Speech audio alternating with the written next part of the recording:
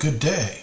Today we're going to be working on an assembly. As you can see, it's not an extremely difficult assembly, but nonetheless we're going to be working on a top-down design, which means that we start in the assembly mode and build downward into the individual parts. The bottom-up process is that we build the individual parts, bring them in all together, insert them all together into one assembly file.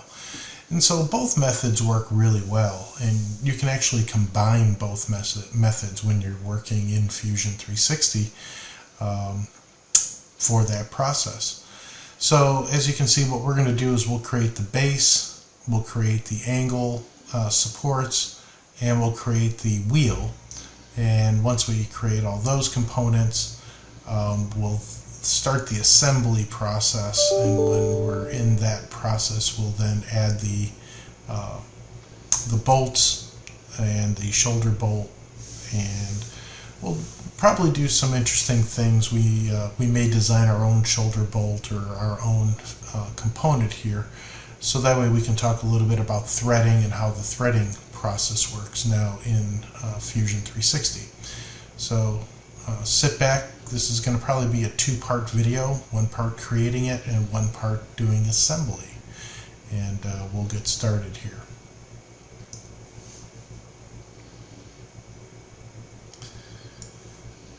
Okay, so creating the base of the component, we're going to be working in the Design tab as we always have started before. And you can begin a new file if you choose. But we'll be working in the Design tab. And that design workspace gives us the ability to create both individual parts and assemblies. That's the really nice thing about the Fusion 360 operating environment. As I had mentioned, we're going to create the base plate first. And it's a simple rectangle with 4 holes, threaded holes, that are drilled in place.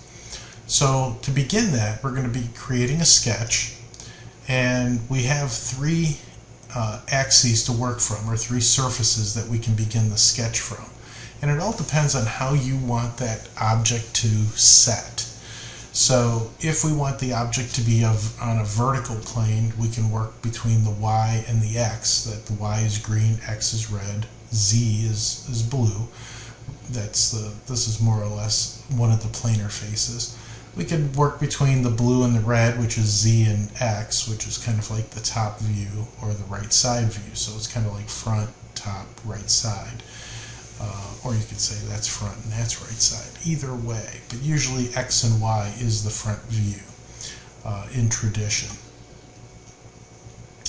So we'll begin this using the plane that is on the ZX boundary, and we'll create a rectangle in that space. So a 2-point rectangle is an easy thing to create. I always like creating that starting at the 0, 0 spot and then working my way out. Now you can work in any direction that you would like. Okay, there's nothing that says that we have to draw in the XY, again green and red is X and Y, space, but it's always easiest to work in the XY environment because it's positive. You don't have any negative numbers, even though no matter what we work in, it's always positive values. Theoretically, if you're talking mathematics, this would be the 4th quadrant. This is the 1st quadrant, 2nd quadrant, 3rd quadrant. So just being consistent will work in the positive XY environment. And again, I'm not trying to get it close, I'm not trying to get it exact, I'm just drawing a rectangle because we're going to apply dimensions to it, which is what makes Fusion 360 so powerful, is the ability to generate the parametric dimensions on the object.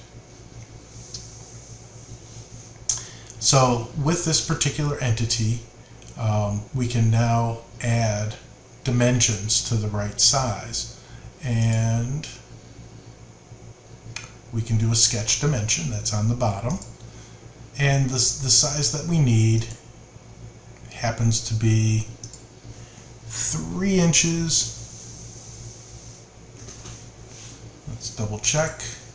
because of course we want this to be correct.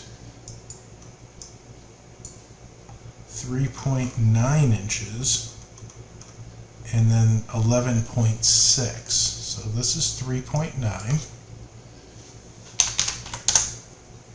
And as you enter these sketch dimensions, notice that the size and the shape of the object will change. And this happens to be 11.6.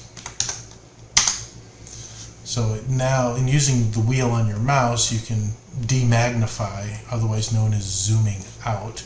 Or if you double press on the wheel very quickly, it'll maximize the size of the object in your drawing space. Okay, so now we have the base shape created. What we'll do is we'll finish the sketch, which is choosing the green check mark over here on the right hand side, and then we'll extrude the object. And so when we extrude this object, we can extrude it up or down. We can go either direction. Again, down is negative, up is positive. We'll go up as a positive environment, and the thickness of this object is 0.75.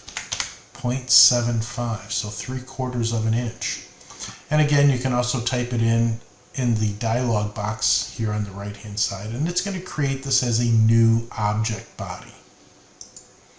So now we have a new 3D solid. Congratulations. Now we have to drill 4 holes in this. So we've got a couple of options that we can use to create, to drill those holes. The first thing is we follow that procedure of sketch, constrain, develop. We just did that. We sketched the rectangle, we constrained it with dimensions, we then developed the 3D model. Well, the same thing is going to happen again. We have to sketch where the holes are going to be, constrain them, make sure that they're accurately placed, and then we'll develop the hole positions. So what we're going to do is we're going to right mouse click on this top surface. And when you right mouse click on the surface, it gives you a list of options that you have about that surface. And one of those options is to create a new sketch, which is what we need to do.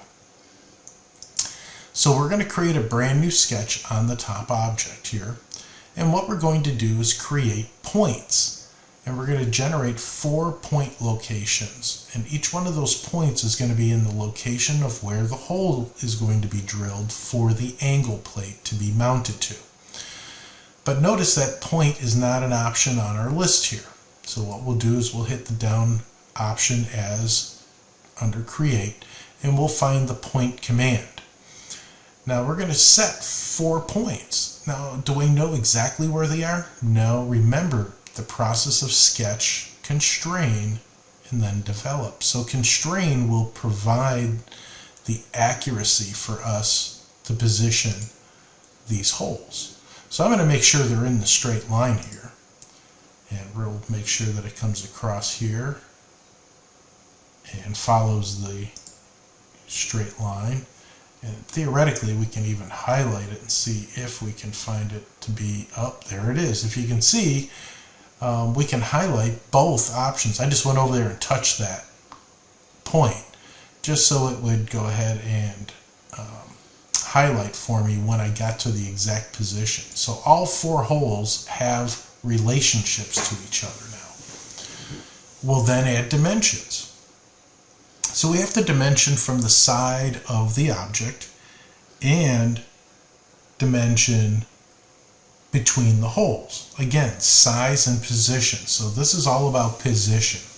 And right now the position, this first sketch dimension, so this point to this edge of the surface is 2.50 inches. And notice that both points move because we made sure that they were aligned. So that located well. Now the next one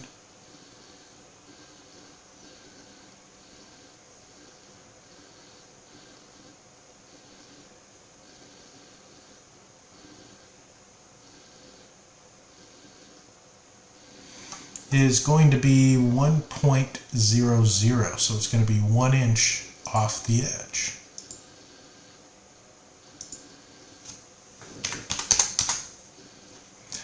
the distance between the two, or the distance from this edge to this particular location, is 3 inches. So we could dimension from here, from this edge, to this dot, or from this dot to this edge, and it's not happy.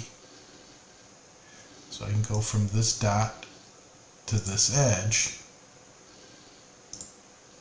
and make that 3.003 inches.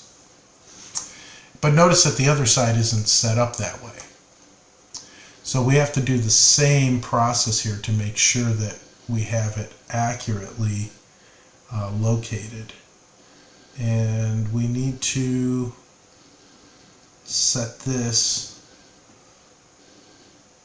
It's hard to see this dimension. I'm thinking if this dimension from here, from this whole location, from this point to this point, is 6.5 inches.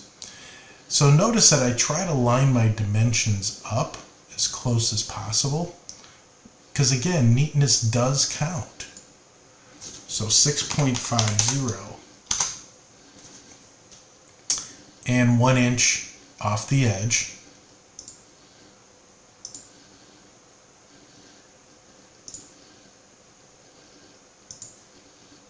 Let's try this again. From the point to the edge, 1 inch. Uh-oh, we get an error message. Adding this dimension will over-constrain the sketch. Choose OK to create a driven dimension. So it's not that you've done anything wrong. All it's telling you is that if you add this dimension, it's just not going to be needed. It's a bonus dimension, and that's what a driven dimension means, is that it is not used in the formal calculation of the positioning. So in essence, this 1 inch position is automatically lined up. So we can cancel that because we don't need to add that dimension. That would more or less over constrain the object. So we'll cancel that. But we will see if we can add a 2 inch dimension in between both dots. And that would give us the ability to have the dots positioned in the same orientation. Okay, and so we can always grab the view cube and spin this around a little bit and make sure that everything looks like it's lined up, and it is. It looks good. We'll go back to the home position so it lays it down. So what we've done is we've now laid out the 4 positions of the holes. Now those holes are drilled and tapped, which means that they're threaded, because the angle iron, or the angle supports for the wheel, bolt to the plate. So what we need to do is finish our sketch, and we'll go to the hole command and create the 4 holes. Since they're all the same, I decided to use that sketch and point to position all the holes at once. So here's the hole tool. It's going to ask us some questions. We need to pick the points that we would like to place this hole at, and then talk about the type of hole that we're going to need. So 1, 2, 3, 4. Don't be alarmed. Don't freak out. It's gigantic. We're not there yet with this particular hole. So ultimately, the hole type is going to be a drilled hole, which is exactly what we have as a simple hole. It is going to be tapped. So we want to choose the tapped option. And this opens up a whole new set of options for us. Is there any thread offset? Now what that means is, are we going to thread the hole all the way from the top to the bottom, or are we going to thread it just part way and leave a gap, whether it's at the top or the bottom? But in our case, we're going to thread all the way through the part. And do we have a flat bottom drill, or do we have a drill point? And typically you have a drill point. So the diameter of the hole in this case is 2.30. Well, we're not working with a 2.30 hole here. These holes happen to be let's see here. They're a 1/2 inch by 13 Unified National Cores. So they're a 1/2 inch diameter. So Unified National screw threads, that's what we're working with. That's the American-based ones. We also have different designs, Acme, which is a different style and design, metric screw threads, which you'd also utilize. And then there's custom ones for piping and different ISO metric screw threads also. But Unified National screw threads are what we're going to use. The size we're going to use is a 1/2 inch, so we have to scroll up and find a 1/2 inch, 0.5. Okay, whew. Notice that a 1/2 inch, much better in its location and how it looks. We really don't have to worry too much about the depth. It's not a distance. We should just go all the way through the hole. So through this part, we'll have the threaded component. So now it's a 1/2 inch by 12 UNS. Well, UNS is a special thread. We don't want UNS. We would want a UNC, which is Unified National Course, which is what it's calling for. And you have to be careful because there's fine threads, special threads, and coarse threads. And Unified National is just the standard. So there's coarse, special, and fine, and there's even extra fine. Okay, and all that means is that the number of threads per inch. Notice that 13 is the standard. So if you were to go to a big box store and say, hey, I need a 1/2 inch bolt, more than likely it's going to have 13 threads per inch, and you can count those 13 threads per inch. If it was fine and a 1/2 inch bolt, you would see 20 threads per inch. Now you have to match this up, because if we purchase a bolt and the bolt is a fine threaded bolt, it will not fit in a coarse threaded hole.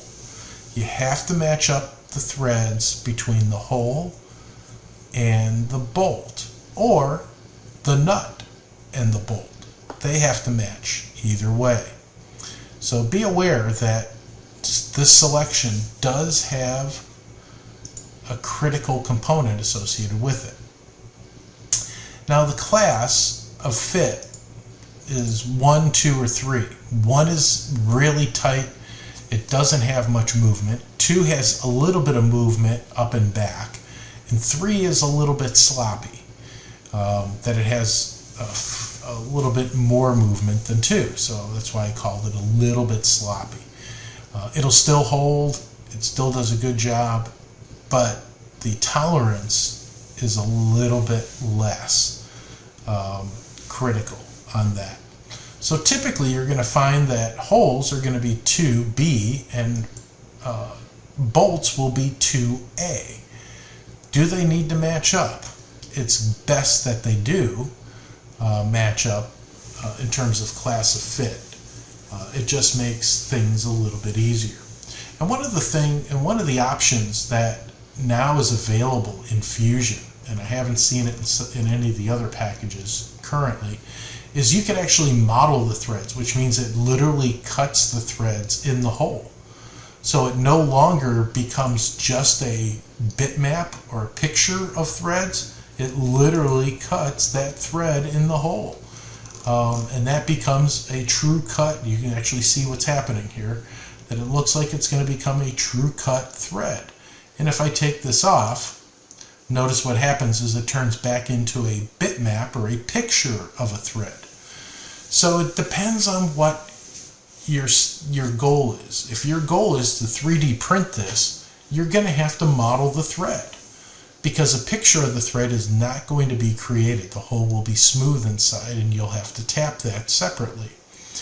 However, if you choose modeled, it will create the actual thread associated with the 1/2 inch 13 UNC. So I wanted to show that to you, that modeled option, and because I haven't seen that in other packages as of yet. So we are not going to model it just to save space. It does take up a lot more storage space to cut the threads and to model the threads. But like I said, if you're going to 3D print this, You have to model the threads. All right, we'll choose OK. We have our 4 holes. They're in place now, but they're just pictures of holes, and that's fine for what we're doing. And so our base plate is now complete. Some of the things that we could do, we could put a fillet on the edges to round these off to make them a little bit safer. But again, that's an extra process, and we may not want to have that or need that for this particular assembly. And so we're going to go ahead and save this at this point in time. So hit save. And our save is going to be base plate. And the location is, and I've got different locations. I'm going to go ahead and put it in our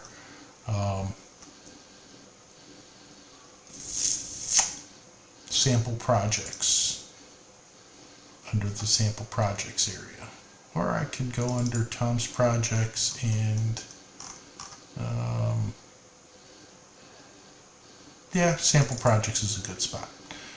So we're just going to put the base plate here in the sample projects. Now I could create a new folder, so we could call this the wheel support assembly. And so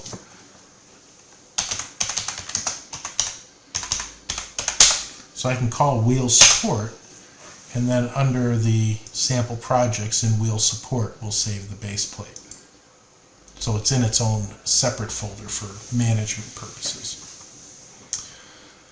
So far, so good. And we're about 20 minutes in. And so the next part that we're going to create is the angle bracket. And so the angle bracket, being another new object, we can create this as a new part of the assembly. So we can actually choose new component. And this new component is going to be a standard base component. We'll name this as angle bracket.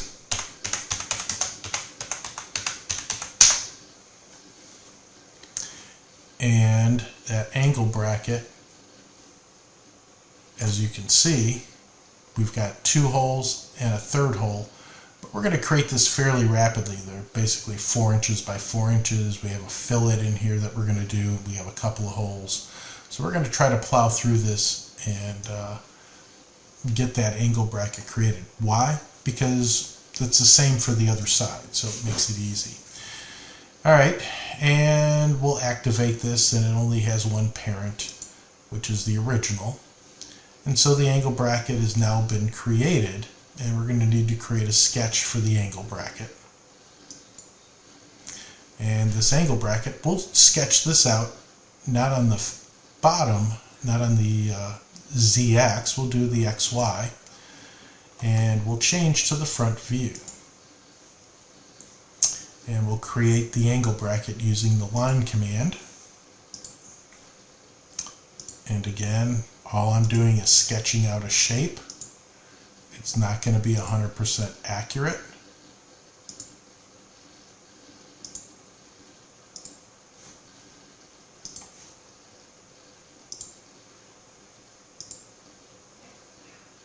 So the size is not going to be 100% accurate, but I will add dimensions in, and we know that this part is 4 inches by 4 inches. So we'll put this in, and that's 4 inches. And this is 4 inches. And the thickness of the part happens to be, how thick is this? As I'm looking for the thickness, a 1/2 inch. So this is going to be 0.5.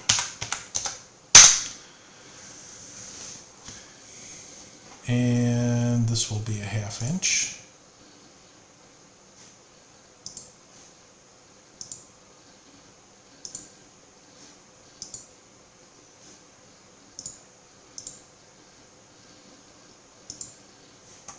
So I'm not sure why that's working. We'll escape out and we'll try this again. Sometimes it's just not happy, and I'm not sure why that didn't pop up. I could also make it equal, so I could say that this distance is equal, and notice that this is not straight. So I need to straighten this out, and we better use one of the geometric constraints. So we'll go ahead and do perpendicular and say that this is perpendicular to that, and you can see how it squares it up. Okay, don't need that one, it's already squared up. These have perpendicular all set, but that needed a perpendicular. And I could say that this and this are equal. Okay, doesn't need that either because we put that dimension on there. All right, so we have basically the outline, but we do have a couple of fillets. So a radius of 1.25. So fillet on the interior here, and that fillet is 0.125. Now that 125 fillet, we have to add the ½ inch to, so it's going to be 0.625 on the outside here, or it could be. Or it could just be a 1/8 inch, because we want it to have the same center point as the 0.125, and we know that the thickness of the part is 1/2 inch, so we want to maintain that ½ inch thickness between the two fillets. So we have to add 0.5 to 0.125, which makes it 0.625.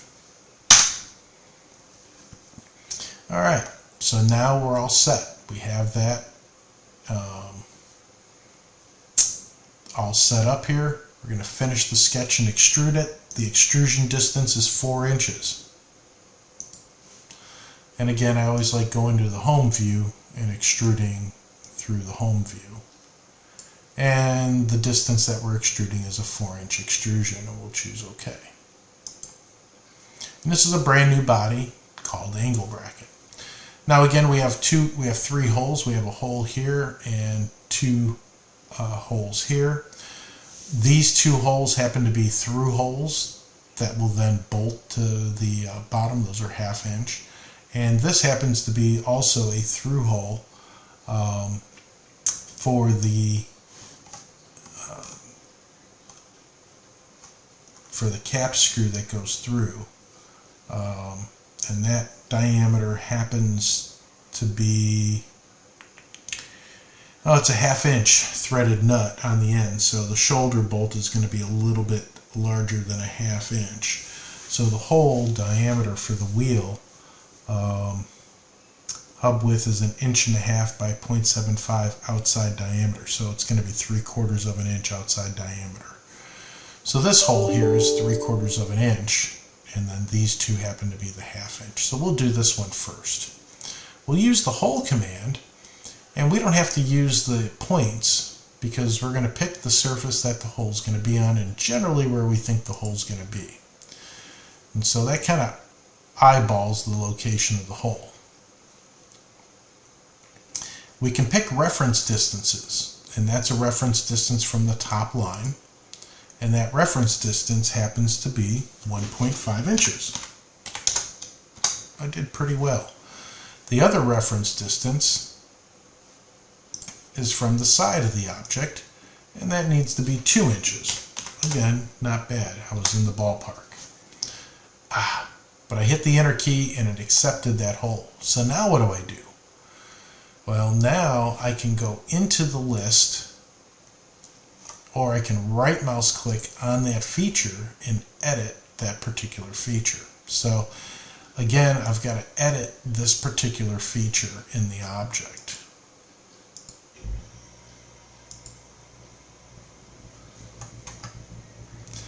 Now, down at the bottom, we have a history, and we can go back and double click on, or right mouse click on that history on the bottom in the history of the hole, which is the last one, and choose edit feature.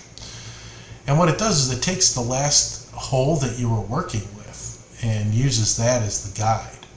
And so we actually want just a plain a plain 3/4 inch hole, but we want it as a through hole. So we want to make sure that the hole is a simple hole, but it's clearanced.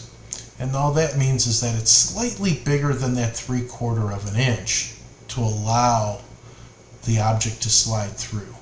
And we want that to be a unified national. It's going to be a hex head bolt, and it's going to be 3/4 of an inch.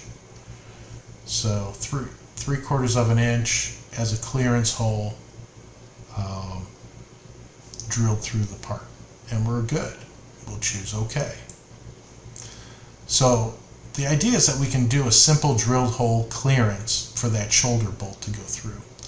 Again, here we're going to put up 2 points and drill the holes through the angle bracket here. So we'll do a sketch on this surface. Notice that it turns blue. We'll place 2 points on that surface, 1 and 2, and we'll dimension those. And this one happens to be 1 inch over, just like it is on the bottom. And the other one is 3 inches over, or 2 inches between the two.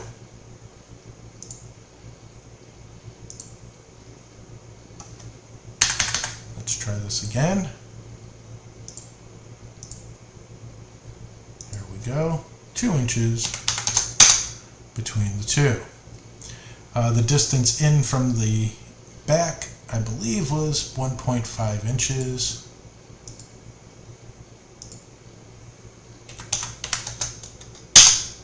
And both moved and repositioned. Okay, we can finish the sketch, create the hole. This happens to be, again, a clearance hole. We'll pick both the points, and it's going to be a unified national, and we're going to use a hex head bolt, and it's going to be a 1/2 inch hex head bolt, but it's going to be a clearance hole. Because again, we want the bolt to slide through this plate and lock into the threads below. And we'll say OK. Bingo. There we have it. So that's our plate. That's our angle bracket. We'll then copy the angle bracket as part of our assembly here in just a second, and we'll create the wheel and go from there.